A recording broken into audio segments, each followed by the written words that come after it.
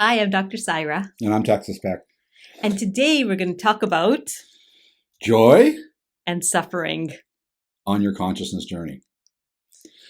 All right, big topic. It's a big topic, and we've been living this topic for many years, but especially in the last few days. Yeah, I think it's one of those that's hard to talk about, right? It's when you're in the experience, you can explain it from that experiential place, but not always easy to explain it.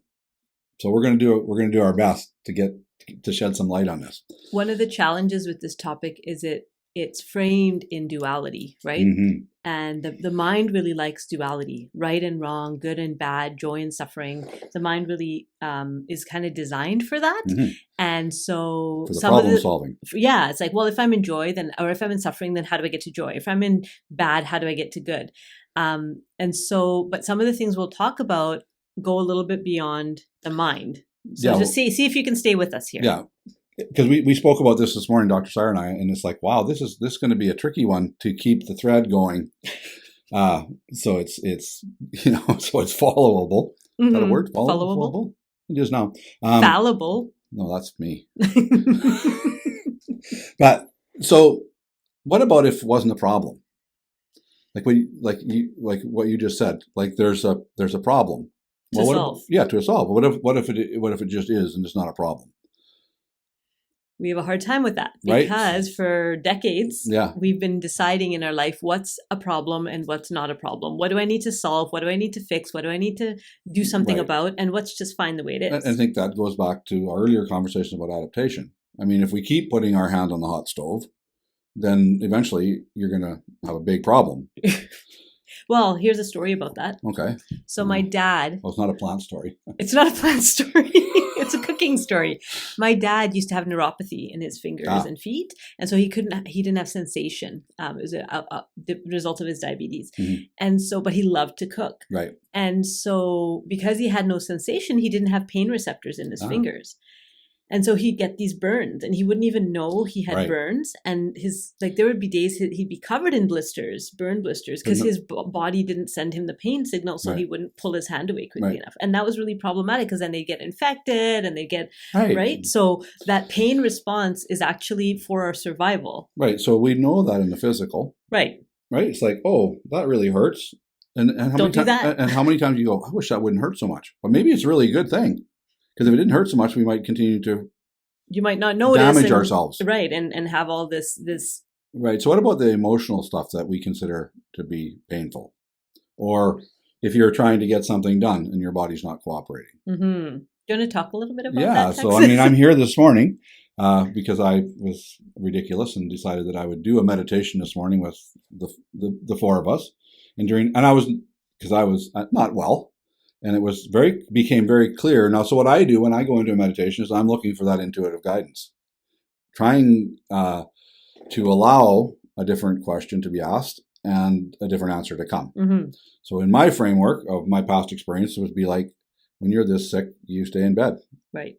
And I was fully willing to cooperate with that. But what I got in the meditation was, no, you need to go down and talk about this. And I was like, oh, shit. Right? Like, the guidance isn't always what. Well, it's always what we need. It's always what we need, but it's not always comfortable. It's not always, and that's the biggest thing I think that where what we're advanced consciousness therapy is big on is saying, okay, what is your intuition showing you, and allowing that to be a different thing than maybe what you want. Right, because it's always going to take you to your healing, which is not always comfortable. And we have evidence of that, because if we were able to move towards our own healing without it, we had already done it. If we all knew how to get there, we'd be there by now. Right. So we need some access to something a bit more to say, okay, in this moment, what am I learning? And so, Can you give that analogy that you shared with us this morning? Probably, if you told me what it was. The sports analogy? Oh, yeah. So, I went in the meditation, and this was for Faison because he's a big football fan. I'm not. But a lot of times the big play is made by a player who's injured, right? Who's decided to stay on the field and take that ball another yard down the field or another 10 yards on the field, whatever it takes to make that play. And he's maybe not feeling the best. But you often hear that, right? It's like, I was aware I had this, but I stepped in to do it anyways. Now, the trick with that is sometimes it can also be right to stay in bed. Right. Right. And sometimes, and so that's like. So how do you know the difference? Yeah. How do you know if you're just pushing through, or how do you know if you're actually meant to be the person who takes the ball that's down where the field? so when we are in our adaptations, which we've talked lots about, when we're back in that protective place of not allowing, right, and seeing stuff through our old framework, well, we don't know. If we're in survival, so for those who might not know what adaptations are, if this is your first video or you don't really kind of know what that means. So the premise is that there's only two states. There's only two states of being. Right. So there's alignment and misalignment. Alignment is when we're open and connected and we know the fullness of who we are and things are flowing through and we're kind of present to the moment. And misalignment is anything other than that. So most psychology talks about the misaligned state. Right. And we study that state, we investigate that state, and we get really clear about language around that state. But there's not a lot of value assigned? Well, there's not a lot of value assigned to the aligned state, and there's no way to get there that's kind of predictable and repeatable. Right. So that's something that we're bringing with advanced consciousness therapy, and specifically with the presence protocol, is a very simple tool to help people get back into an aligned state. So when we're not, so what you're talking about is when we're in that aligned state, then it's clear what our next step is. But when we're in misalignment, it's not. It's confusing. Even the way we speak about that, sometimes aligned state looks like this. Yeah, you could be baggy-eyed, sick, no voice, and no, I'm supposed to be here. And that's okay. And so and people don't, in a lot of like new agey, spiritually circles, it's like, well, if you're sick, then something's wrong with you. Right. If you're angry, something's wrong with you. And also that can be, that's the piece, That's where it gets complicated. Right. So it's like in this moment, I'm going to open the door to say, okay, what's going on? And so when I was going through this yesterday, and I've often with energy work cleared stuff and had it just go away. So that's in my frame of reference. So instead of just trying to do that, I asked my higher self in that intuitive place, go, hey, it's like, no, you just sit with this for a bit. Sit with being sick, but if I have a tool that I don't have to do that with, but the mind is like, but if I could fix the problem, why would I sit here? But suffer? I'm learning something. And then not only just me, but now it extends out to the people, hopefully not the sickness, who cares? Not my problem. But he told me this morning, like, I'm not contagious. Don't worry. I don't really know. I just lied to her. But it's like, our group discussion that we have, because we have a call that we did at 6 this morning, is like, let's talk about this. And then it was like, wow, this is actually really hard to talk about. Because there's, on one hand, there's a need for compassion when people are suffering, right? Like there's that need for being able to hold somebody who's in pain or sick or struggling in some way. And then on the other hand, we also hold the truth that that's not all of who you are. And sometimes we can be a bit clumsy. I know I can be a bit clumsy with holding both. Because we don't, most of our journey hasn't been about trying to hold two things at once. It's always what's right or what's wrong. Right.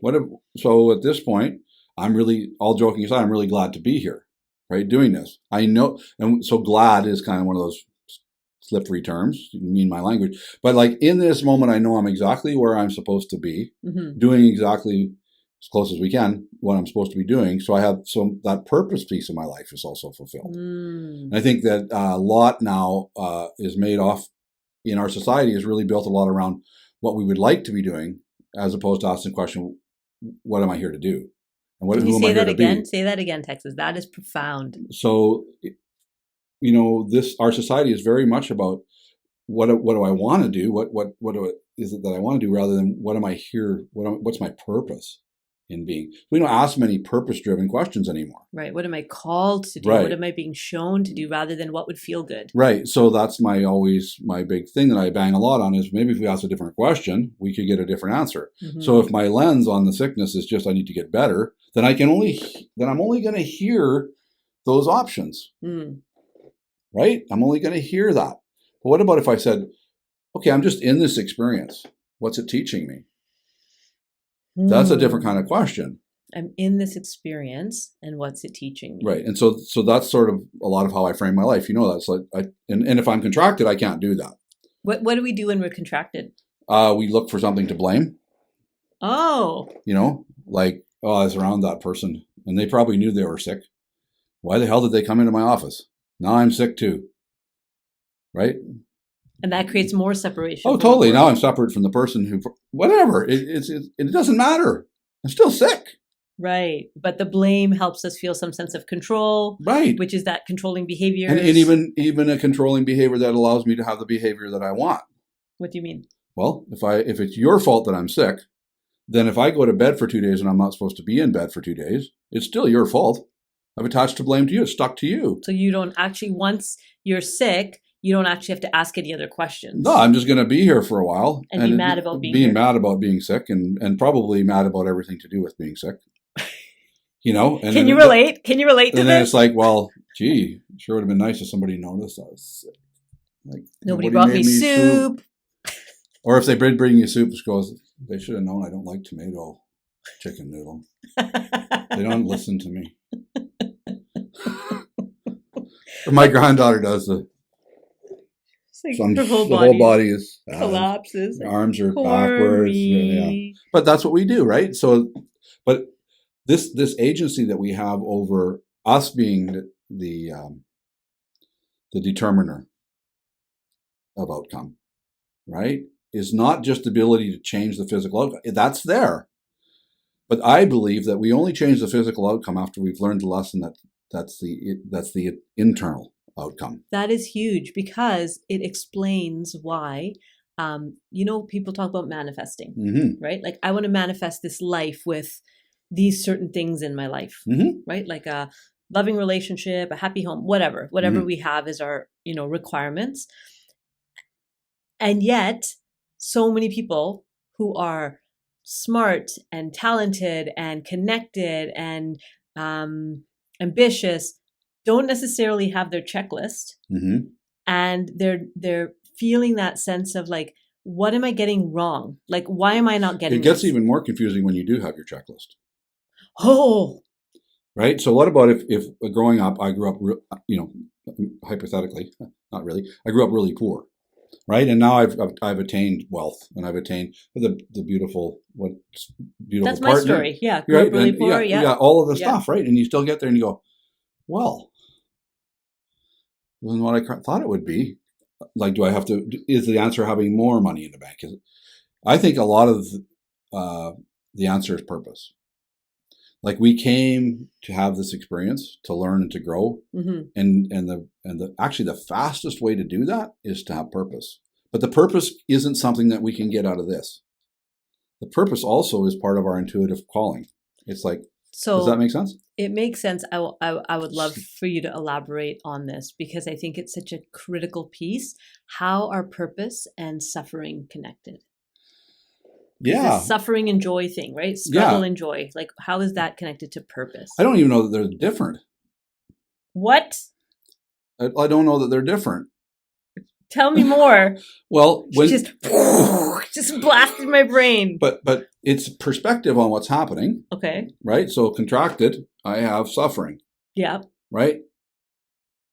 But I just said this is small, and I'm not saying this is a big deal. But I'm good where I am right now, sitting beside you doing this video. In this moment. So you're not suffering right now. No, not at all. Even though my body still hurts, but I'm like, but this piece, I have purpose. I know this is where I'm supposed to be in this moment. That's a different kind of a way to live your life, right? So you can be living on purpose, in your purpose, and still have moments of struggle. Yeah. But not necessarily suffering through the struggle. There's a big difference, right? All of our great teachers taught about this. I mean, and that, suffering was a part of the experience that we came here to have. But perspective on the suffering comes with release of the adaptations that caused it to be suffering. Does that make sense? It makes sense to me. I'm not sure if it makes sense Yeah. to So say it again. So when we're in that suffering, whatever it is, sickness, financial Emotional terminal, pain. whatever, separation from a spouse, whatever those things are that normally would, the perspective is very, I'm feeling unsafe in this. There's something that I don't understand. Well, yeah, because you only got this much understanding. But if I could release the emotional charge, if I could release those things, which the presence protocol helps us to do, and this teaching helps us, then I can have a bigger perspective. I can say, oh, this is in my life, right? Oh, that doesn't necessarily mean that you become overjoyed about being sick. But you have a big perspective on it, and it's like, okay. And also now I have the ability I have some help holding that, right? I have some energy that's going to come in and help me hold that. I'm not alone in that. Like the concept Dalai Lama talks about, all of life is preparation for a good death. So all of these little things that we're learning along the way, if we can stop if we can see them as a place to grow and learn from, rather than something just to get past. Right. So I know this is going to ruffle some feathers. I guess it's my turn, but like in the energy worker world, where I kind of, came out of it, there's a lot of what we just got to get you out of this place of pain, or out of the place of heal the problem. Yeah. Okay. When the problem's done, and we can do some of that. I mean, again, it's intuitively led, but also sometimes that's where the person's growing the most, right? So if I've told people, and sometimes they don't really like it, that he's told me that pain has something to teach you, and that's why it's still here. Okay, but how much has that pain taught you since we've been friends? Oh, incredible! Right? Yeah. So when I see it as a teacher and not an annoyance. Okay, but so let's just is it okay if we talk about that a little bit, just a little bit? But okay. so then, are you then grateful for the pain? Yeah. Now I am. Yeah, but because I have that perspective. Even tomorrow, if you get up in the morning and I can't move my neck again, and you got teenage kids, and all of a sudden you're doing, I don't know why I had, and we contract. Not that I'd ever said that. I'd ever have kids. But right, and you come into what I'm worried about is them leaving. Yes, because they're so helpful. Right. Like shit, they're going to be gone, and then I have to do all this work. Yeah, she's not there yet. Anyways. but if something else can bump us off of our alignment, and we're so linear in our thought process that once we're bumped off by, I don't know, your car breaks down, any sort of event, and now I'm looking at there's that damn shoulder pain again. Like I need that today. Right. Oh yeah, I'm not going to be happy about that when it comes. But because of the state that you're looking at it from. Right. Okay. So back to the two states. When we're in that expanded state, when we're in alignment, we have a totally different perspective on our day-to-day than when we're in contraction. And contraction just feels so much more familiar to most of us, but it's keeping us stuck. And the mind will do interesting things with that. So let's say, hypothetically, you were driving and you hit the ditch, and now you're contracted. And then this is, you go, if you could move your neck better, you probably wouldn't hit the ditch. Right? So now we got, this whole thing that Texas talks about is nuts. It's nuts. It can't be. Can't be true. Right. But so this journey that we're on is holding the duality, both things. And there isn't a right and wrong all the time. So if you're in pain, that's not because you're doing something wrong. And it also that's could really be important, because I think, again, and sometimes in some certain communities and some circles, there's this idea that if you're not light and love and rainbows and butterflies and unicorns, then you're not doing this spiritual path, this consciousness journey right. And that's really, really dangerous. And also, you don't have to be in suffering all the time. Right. You could be in pain, but you don't necessarily have to be suffering. You don't even have to be in pain. Just saying. Okay. But right? Are y'all listening? We hope we but lift it. But you know what I mean? We don't have to. But if we are, we know, like if we're in alignment, we will know. Right. We will know that what's the purpose for this? And this is going to go. right? Mm-hmm. I can't wait. Yeah, but she will wait until Until it's done. until it's done its thing, right? Just like this cold for me. You know, a really strong example of that is the depression, right? So I had clinical depression. Right. That's a big example. That's it, right? So I had clinical depression, and I'm saying had in the past tense. And the way that Say that slower, because that's I had clinical depression. I was on medication, like serious antidepressants for 6 years of my life. And the idea that that could one day go, I remember when you said that to me. You were so angry. I was so angry. I was like, this guy doesn't understand anything about mental illness. He doesn't even know what he's talking about. And how dare he? Like, I finally made peace with this illness. And now you're telling me that that it could go. What did I say though? I just said it could. You said it could, but that threw me in a tizzy. And then you said, and the fear of it coming back could go. That was actually what was keeping it there. Right. So the idea that something that's chronic, that's incurable, actually, with Western medicine, that's an incurable illness, depression. You can manage symptoms, but you can't cure it. And the idea that it could go, it took me some time to wrap my head around even that possibility that it could go. So let's talk about that a little bit. Okay. So it's really important, the process, right? So for all of anybody out there listening, we're not saying that that's going to happen for you. Right.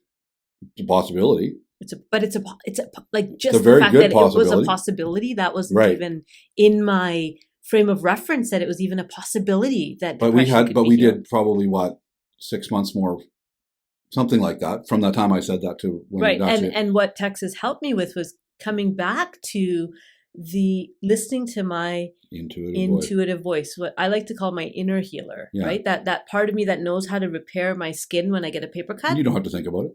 Just happens, right? And so if that can happen on a physical level, could that happen in a psychological and a spiritual level?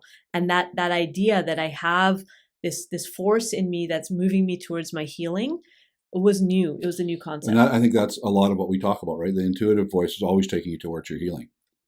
We kind of brush through that. It's kind of the whole, it's a big chunk of that. It really doesn't have another interest. It only interest is in you knowing how healed you already are. So we're moving through those things. So it's a big topic. And I really would like to say that sometimes we don't get the bigness of something because we have without us knowing it, we have asked a very small group of questions. Our questions have been limited. And I think about one of the other things that you and I have been talking about is telling the story from the end, right? So it's now I can say I had depression. But when I was going through that journey of figuring out what medication works, like years, being on the verge of ending my life, like it was a long time of suffering. Right. And in the middle of that suffering, if somebody had said to me, oh, well, if you're just in an expanded state, then, there's only 2 states, like I would have been kind of pissed, right? And it wouldn't have done it. It wouldn't have landed. And that's where we talk about holding that compassion and the, like actually holding people where they're at, also while holding this bigger perspective. And especially as practitioners and people who are helpers, that's so important that we can't ignore other people's real pain. And we can also, while sitting with them in their pain, could we also not see them as broken? Right? And it's why this isn't done until now. It's a whole new way of seeing things. Because it's really a challenging way of looking at yourself, right? We all like to say you're responsible for your own life, and I think but we really don't want to live that way. A lot like that. That's not what we've been taught.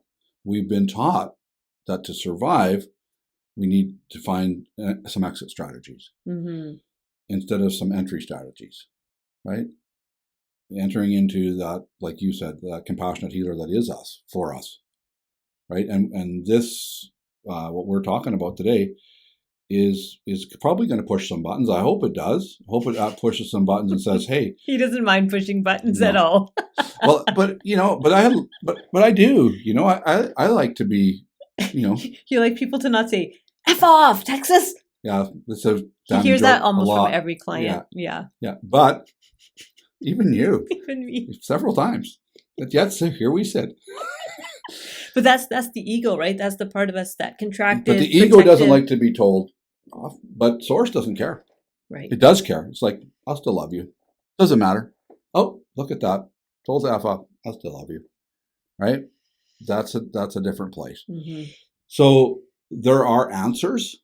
It's really tricky to try to cover, decades of concepts. decades of learning. So keep watching the videos. Yeah, like and subscribe to the videos. Right. Write comments, because the more people engage with the videos, the more other people find them. So if you have something to add, and we can come back next week and go, oh, look, we got people commenting on this. Let's talk about that. Mm-hmm. Let's try to give our take on that.